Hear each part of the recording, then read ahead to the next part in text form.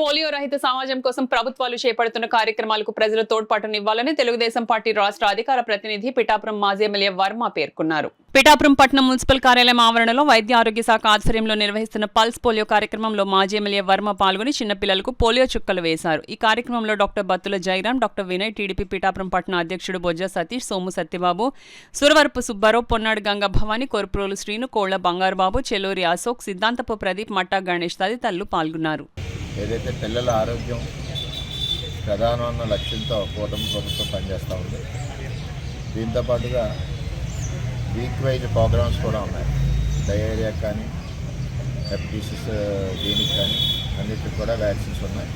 ఇవన్నీ కూడా ప్రభుత్వం ఎంత ఖర్చు అయినా సరే అందరికీ అందుబాటులో ఉండే విధంగా పనిచేస్తూ ఉంది. అలాగే ఆరోగ్యానికి పెద్దపీట వేస్తాం. దీంట్లో ముఖ్యంగా మనం గత ప్రభుత్వంతో పోల్చుకుంటే మొట్టమొదటిసారిగా చంద్రబాబు నాయుడు గారు 14-19లో 110 రకాల మందులు రాష్ట్ర వ్యాప్తంగా హాస్పిటల్లో పెట్టారు.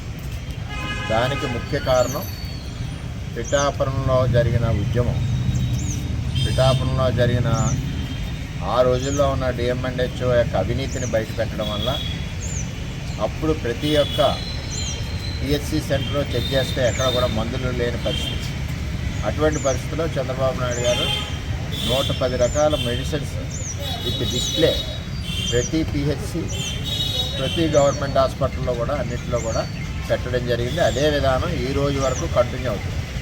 అంటే చంద్రబాబు నాయుడు గారి యొక్క అడ్మినిస్ట్రేషన్ ఏ విధంగా ఉంటుంది ఆరోగ్యం విషయంలో అన్నదానికి ఇది నిదర్శనంగా తెలియజేస్తున్నాం. మరి అందరూ కూడా తల్లులందరూ కూడా ఈవేళ పిల్లలకి మరి పిఠాపురంలో బ్రహ్మాండంగా జరుగుతూ ఉంది ఈ పల్స్ పోలియో కార్యక్రమం. వారందరికీ డాక్టర్లందరికీ ధన్యవాదాలు.